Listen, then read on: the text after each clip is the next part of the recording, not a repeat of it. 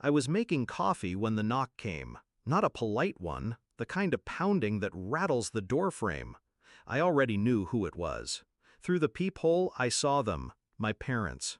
My brother smirking behind them. 3 months since they sold their home. 3 months since they wired every cent, $280,000, to him. 3 months since they told me I was doing fine and didn't need it. Now they were here, suitcases in hand, ready to stay for a while, in my house. It wasn't always like this. Growing up, I believed we were a team, my brother and I, equal in our parents' eyes. I worked 2 jobs through college. He didn't. I bought my first home at 27. He burned through credit cards and called it living. When Dad's health started slipping, I visited every week. My brother called once a month, maybe. Still, somehow, he was the golden one, the one they trusted, the one they chose. I found out about the sale by accident. A friend mentioned my parents' house was listed. No one had told me. When I confronted them, they brushed it off, said the market was right, the timing perfect. Then I learned where the money went.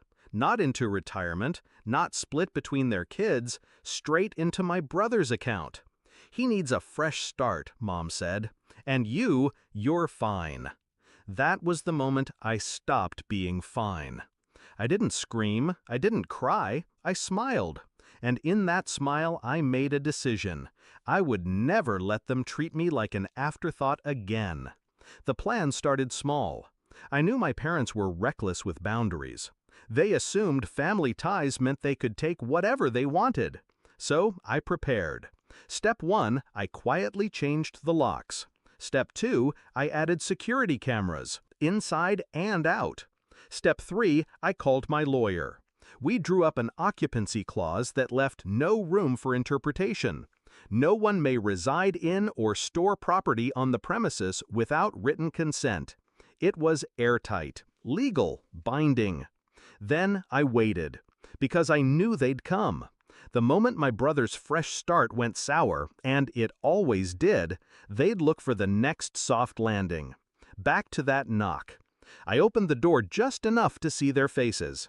Mom beamed like this was some surprise reunion. "We're just going to stay until we figure things out," she said, brushing past me. Except she didn't brush past. The chain lock stopped her cold. "What's this?" she frowned. "Security," I said. My voice was calm, too calm. "You can't just move in here." Dad chuckled like I was joking. My brother stayed silent, eyes darting around like he was already calculating which room he'd take. I stepped outside, pulling the door shut behind me. "You sold your house," I said. "You gave away every cent to him."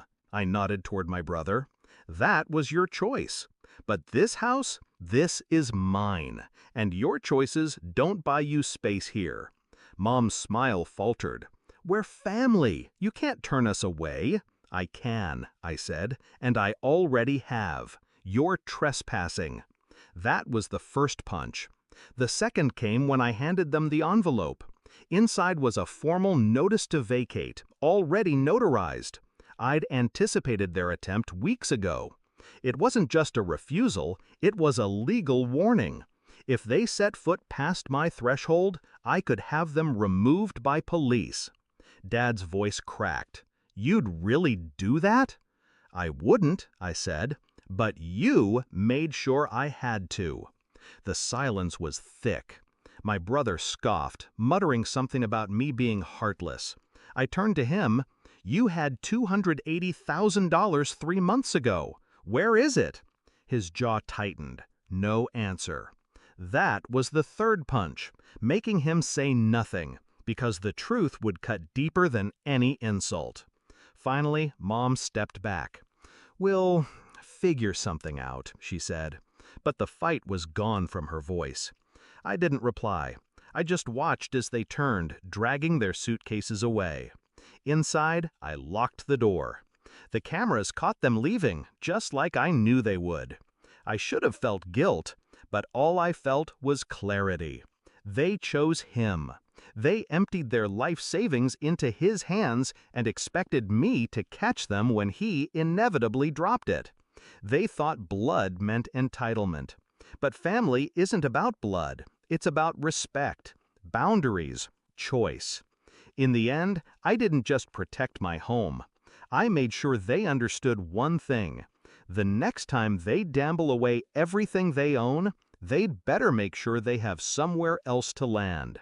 Because my door, it will always stay locked to those who try to kick it down.